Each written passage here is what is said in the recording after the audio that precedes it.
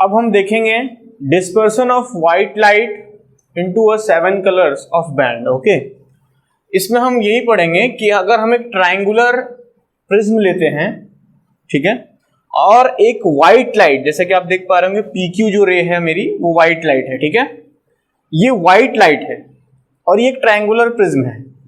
White light को जैसे ही मैं एक ट्रायंगुलर प्रिज्म के एक फेस पे लाइट करूंगा, मतलब टॉर्च करूंगा, ठीक है, लेट्स से हमारे पास एक व्हाइट कलर प्रोड्यूस करने वाला एक टॉर्च है, मैं यहाँ खड़ा हो गया और यहाँ से मैंने उसको टॉर्च किया, तो जैसे ही ऑन किया हूं एक व्हाइट लाइट निकली, ये ट्रायंगुलर प्रिज्म है, इस पॉइंट पे अंदर रिफ्रैक्शन होगा और जैसे ही बाहर निकलेंगी वो पूरी की पूरी रेज स्कैटर्ड होंगी, एक बैंड फॉर्म करेंगी और इस तरीके से बैंड फॉर्म करेंगी कि उसमें 7 रंग कलर्स होंगे, मतलब 7 रंग के बैंड फॉर्म होंगे उसमें, ठीक है।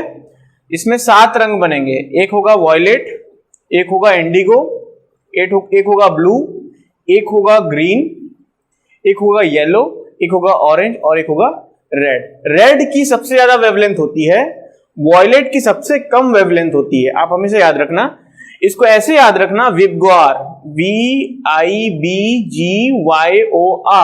ठीक है। और जैसे ही हम नीचे से आगे बढ़ेंगे, ऊपर बढ़ेंगे, या बोल दीजिए विबग्वार में लेफ्ट से राइट बढ़ेंगे, तो लेफ्ट वाला जो रंग होगा उसकी वेवलेंथ कम होगी और राइट वाला जो वेवलेंथ होगा उसकी वेवलेंथ ज्यादा होगी। मतलब रेड वाले की वेवलेंथ ज्यादा होगी और वायलेट वाले की वेवलेंथ सबसे कम होगी, ठीक है। मतलब यहाँ पे सबसे कम होगी, फिर आगे वाले की इससे थोड़ी सी ज्यादा वेवलेंथ, फिर उसके आगे वाले की उससे थोड़ी सी ज्यादा वेवलेंथ, फिर आगे क्या है, ग्रीन है तो ग्रीन की ब्लू से ज्यादा वेवलेंथ, आगे येलो है, येलो की ग्रीन से ज्यादा वेवलेंथ, आगे ऑरेंज है, ऑरेंज की येलो से ज्यादा वेवलेंथ, फिर रेड की सबसे ज्यादा वेवलेंथ, ठीक है।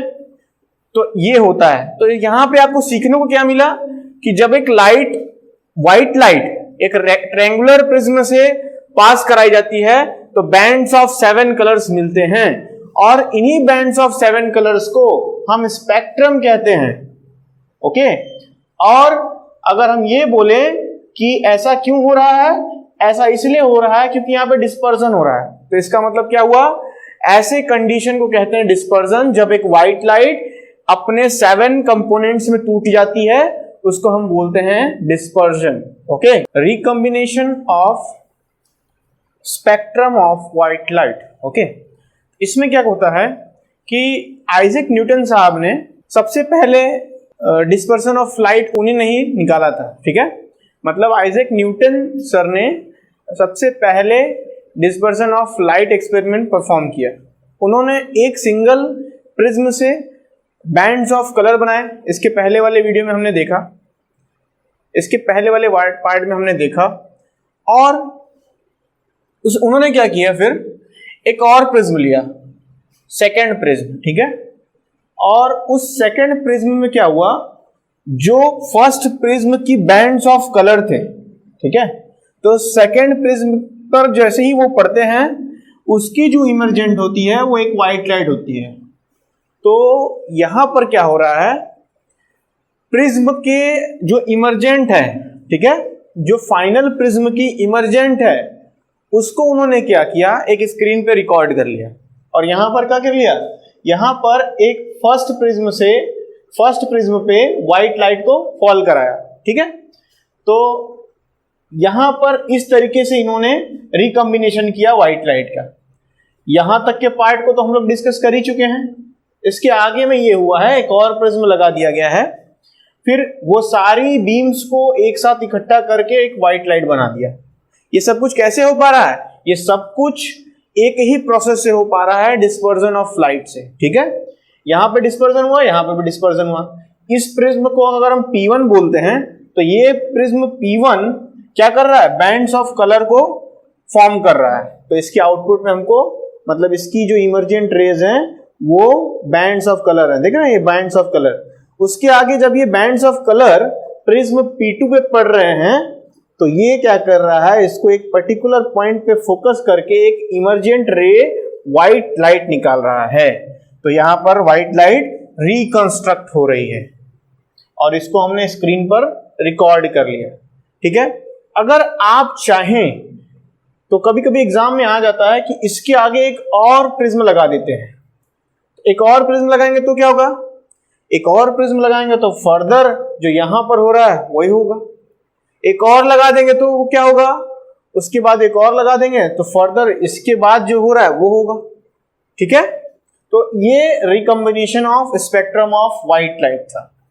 अब देखते हैं रेनबो फॉर्मेशन कैसे होता है। रेनबो फॉर्मेशन में वही प्रोसेस यूज होता है जो हमारा रिकंस्ट्रक्शन ऑफ व्हाइट लाइट में यूज हुआ है, ठीक है। अब देखते हैं कैसे होता है।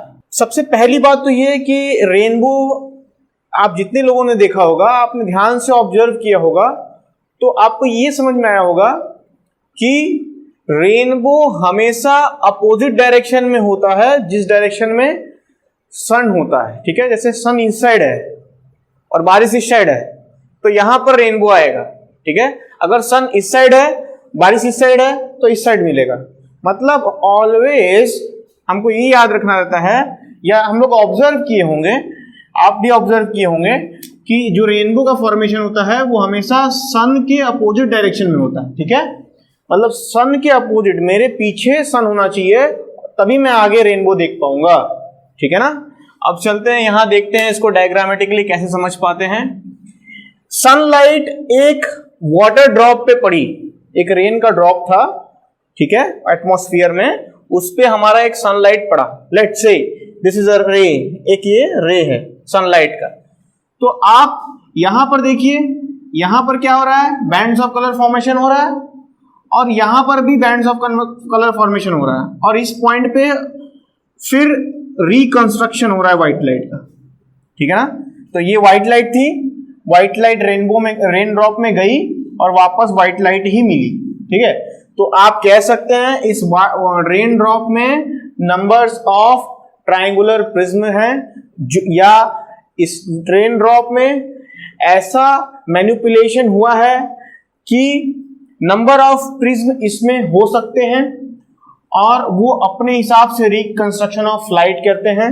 लेकिन हम यहां पर ग्राउंड रेफरेंस पे खड़े हैं और इस तरफ देख रहे हैं और सूर्य हमारे पीछे है, यहां पर है, तभी तो सनरेज आ रही है ना। तो सनरेज आई और ये हमारा ड्रॉप पे पड़ी, हमको बैंड्स ऑफ कलर देखने को मिला, और यही bands of colour rainbow formation कर रहे हैं, ठीक है। और यही बैंड्स ऑफ कलर हमारे विबग्वार होते हैं, violet, indigo, blue, green, yellow, orange and red, okay. तो यही है, और इसमें 2 स्टेप प्रोसेस इन्वॉल्व है। इस पूरे फॉर्मेशन में 2 स्टेप प्रोसेस इन्वॉल्व है। पहला प्रोसेस क्या है, डिस्पर्जन। ये तो दिख ही रहा है आपको, यहां पर आया और ये व्हाइट लाइट जैसे ही एक डेंसर मीडियम, वो अब जो वाटर है, वाटर का ड्रॉपलेट है, जाहिर सी बात है वो एयर से डेंसर है, तो वहां पर रिफ्रैक्शन हुआ है, फिर आगे जाकर के डिस्पर्सन हुआ है व्हाइट लाइट्स का, तो बैंड्स ऑफ कलर मिल गए। तो एक क्या कह सकते हैं कि पहला जो प्रोसेस है वो डिस्पर्जन हुआ है। और इस एंड पर यहां पर देखिए लाइट आई और रिफ्लेक्ट हो गई, तो इसके अंदर रिफ्लेक्शन हुआ है, ड्रॉप के अंदर इंटरनल रिफ्लेक्शन हुआ है। मैंने खाली एक रे डायग्राम में बताया है, इसके अंदर multiple number of internal reflection होते हैं, तो हमने इजी के लिए केवल एक ही दिखाया है।